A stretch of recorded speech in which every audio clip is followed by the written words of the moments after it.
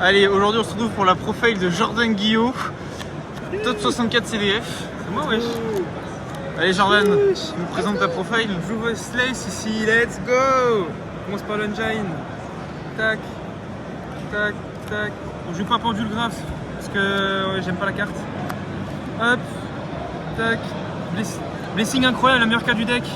Bon, bah ça c'est. Alors, tout ça. Pas besoin de déblatérer là-dessus, on gagne du temps. Alors moi je joue pas Diviner parce que faut que Diviner. Tu nous expliques pourquoi tu joues pas Diviner? J'aime pas Diviner parce que je trouve que la carte en fait elle se prend toutes les entraves du jeu. Elle se prend Veiler, Ash, Imperm, Nibiru, tout. Et ça crame ta norme, sachant que ta norme est importante dans le deck.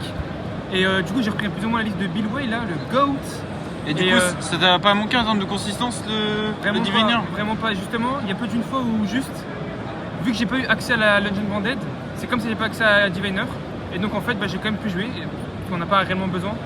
Et je trouve que les mots où tu open à la base low plus Diviner, ton board final n'est pas aussi impressionnant en termes de ressources générées et en termes de board final que si tu avais bandé dessus plus low. Parce que je trouve ça vraiment fort. Et si tu joues les deux, tu montes au-dessus de 40. C'est ça le problème. Et cette gen il est trop bien. Ça m'est arrivé plusieurs fois d'open à la base. Et c'était cool comme de l'open. Non. Ouais, c'est le seul problème quoi. Ouais, mais en vrai j'ai quand même pu gagner parce que deck diff quoi. Ouais. En free spot, je joue 12 entraps, du coup 3 H, 3 V. Du coup tu as 40, 41 40. 12 à 40, ok. Tac, voilà, tout bien. En gros, l'idée derrière ça, c'était de vouloir garder quand même 12 entraps. Du coup, le fait de ne pas jouer Diviner plus bord dessus. Ouais, maximiser le double trap sur certainement. C'est ça en fait. Et du coup, pourquoi le choix de Nibiru du coup? Alors, j'ai beaucoup de choix entre Nibiru ou Mourner. Ghost Hog, je ne l'ai pas du tout calculé parce que comme mon coach ici présent de Deck Profile, Decklist. Oh, grosse nul.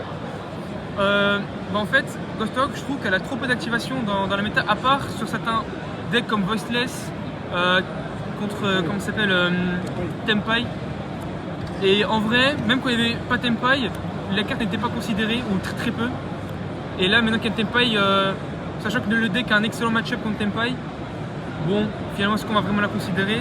Sachant que cette carte est turbo broken contre plein de decks, contre tous les rocks de merde là, mais surtout, c'est une carte qui est activable de manière efficiente contre Snake Eyes, et ça, a beaucoup de value quand même. Ouais, tu peux aussi l'attribute en et break. Surtout, le nombre de fois où je les tribute, parce que la carte, quand elle est morte, comparée à Ghost Hog, elle te traîne dans la main, alors qu'elle est utilisable comme matos, comme matos rituel, et c'est incroyable. Voilà, incroyable. Tac. Et du coup, forcément, on maximise la consistance. Ouais, avec 3-3. Ouais, les classiques. Forcément, la consistance, incroyable. Incroyable, sauf au top 64 que je perds. Quand j'open 2 fois ça, 2 fois la magie rituelle, et ma 6ème carte, enfin une Veiler, et ma 6ème carte c'est un Saphira. Merci Yu-Gi-Oh! Mama! Ah yes! Le token, enfin le Fleece Hunter, le meilleur Fleece Hunter du jeu, les gars. Faut jouer un Pokémon, c'est obligatoire. Tu nous fais voir le bac du Steve là? Et là, magnifique. le GOAT! Tout ça là en plus parce qu'on sait jamais, mais on libère la deckbox parce que t'as pas le droit.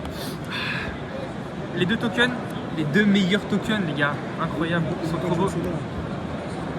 Après. Alors du coup pour l'extra deck, qui en vrai m'a beaucoup servi. Il y a beaucoup de games que j'aurais perdu si j'avais juste pas d'extra deck. Comme quoi, c'est littéralement une toolbox. C'est littéralement mes wins, je dirais 30% de mes wins viennent de grâce à l'extra deck. Voilà, merci beaucoup. Donc une anima, le deck peut l'utiliser, donc pourquoi pas l'utiliser. J'ai pu attraper plusieurs cartes, comme craquer une petite Negate Apollousa là, hop, une petite Apollousa à 2 où tu fais norme low, se prend la Negate, et juste après ça, hop, pour forcer et puis derrière jouer, incroyable. Ouais, pas mal. Et m'a permis aussi de claim sur plusieurs plays, dont le play Dark, incroyable. Donc 2 Dynamundo, on mange 2 parce qu'on a la place, hein, et que la carte est juste incroyable. Alors je crois que dans ce tournoi là, j'ai pas fait l'effet de remonter une carte dans la main, parce que je n'ai pas eu la nécessité. Et du coup, t'as. Mais par contre, l'effet tribute incroyable. Ouais, voilà. T'as pas pris trop cher sur l'effet tribute, non? T'as pas pris non, de et généralement, quand je le faisais, c'est que j'avais déjà un setup avec magie continue, enfin les 2 magies continues, donc blessing et barrière. Et en fait, j'avais réussi à marger pour avoir au moins une rituelle dans la main, pour du coup prendre que derrière, et du coup, je pouvais jouer autour d'Entrap, c'était pas très grave. IP que j'ai pas summon, mais elle arrive quand même de temps en temps. Quand t'as une très bonne main, elle arrive. SP, j'ai jamais summon. Bah, elle est incroyable la carte quand même. Si, pardon, j'ai summon une fois, mais j'ai perdu au fil, donc dommage. Lina, Dark, les deux que j'ai le. Honnêtement, c'est les cartes que j'ai le plus summon dans mon extra deck, incroyable. Ça sur les petites sites de Tempai pour faire des access code OTK, mama! Ou pour juste aller climb sur Selene. Et pareil pour celle-là, incroyable. Du coup, la Selene, la GOAT, incroyable, en Quarter Century, merci beaucoup. Bah du coup, ouais, vu que tu joues Veiler, bah la carte elle est gratuite. Apo, Access, incroyable. Access, je l'ai eu. En fait, quand je summon cette carte, j'ai summon Access derrière. Et la Apo, je l'ai summon une fois dans le 3v3, c'était marrant. Mais en vrai, la carte, quand tu es dans le très grindy et que t'as pas grand chose, je trouve que avec pas grand chose, tu peux, grâce à ça et une autre summon, d'ailleurs, avec tu clames sur ça, et du coup, bah, dans le grind, t'es trop fort. Voilà pour les liens. Et pour les petites fusions, oui. Et pour les petites fusions, mais évidemment, à la base, enfin, ouais, à la base. Le package. Yep, du coup, le package est 2 avec le Mirror Jade, incroyable. Mais du coup, la carte, incroyable dans Stapelia. En vrai, je sous-estimé cette carte et je me suis dit, bah, elle est bien que contre Snake Eyes, ok, mais en fait, non. Elle est bien contre plein de match-up où, bah, par exemple, dans le miroir Voiceless, le mec n'avait pas l'anti-target de Seravis, bah, du coup, il était bien dans la merde, quoi.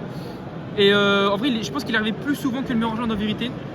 Même si Mirror Jade, comme je le faisais contre certains decks qui sont assez sympas quand même. Voilà. Donc incroyable. Vraiment un extra incroyable.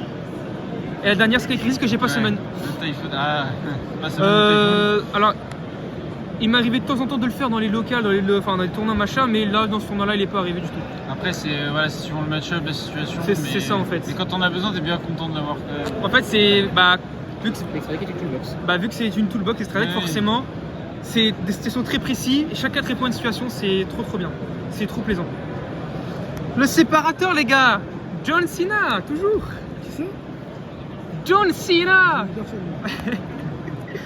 Du coup, pour le side, Bayard Jim, incroyable. Dans le miroir, j'ai pu la. Incroyable. Et les gars, c'est la fin des rounds, les gars. Cette carte, j'ai pu la résoudre un nombre de fois incalculable, que ce soit contre Melodious, le Mirror Voiceless, puis Branded et tout. Non, incroyable, la carte est incroyable. J'ai eu la chance, j'ai tapé qu'un seul Branded. Donc, bon, et j'ai tapé le meilleur de France. Bon, finalement, j'ai perdu, mais est-ce que c'est pas justifié finalement? Sachant que le deck a un excellent match-up contre Branded, hein. C'est le pire match-up du deck.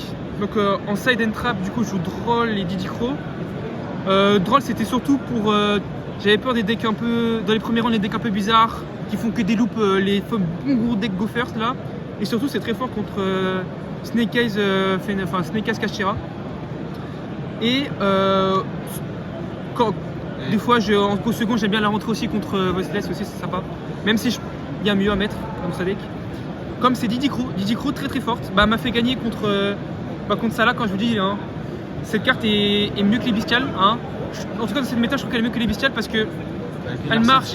Bah elle marche, ouais, et ça pas que sur. C'est pas que sur feu et c'est trop fort en fait, juste c'est trop fort. On va passer du coup magie, incroyable. Cyclone cosmique, bah obligatoire. On est en France, on n'est pas en Amérique ici. Sur la carte, je crois. On n'est pas en Amérique ici où il y a des gens qui jouent que des decks pas creux ici. Ouais. Et en fait elle est trop forte, elle est trop forte. Et du coup tu joues Harpy, non? Oui bien sûr. Non. Non, et ça t'a pas manqué genre de jouer Harpy, non? Et Droplet t'arrives assez souvent en vérité. Droplet dans Voiceless? Oui. Alors à la base j'hésitais entre jouer Pendule Graph, jouer la Harpy et jouer Zerkenby. Et je me suis dit que bah on va juste jouer Droplet parce que Droplet est trop forte en Go second. Sachant que bien évidemment en Go second je side out la Branded, enfin le Legend Branded. Du coup j'ai 4 slots gratuits. Et sur les match-up, si je sais que par exemple il me faut des entraves, je rentre ça, puis une autre carte random. Enfin, du coup en gros je peux rentrer jusqu'à 14 entraps, 14 voire 15.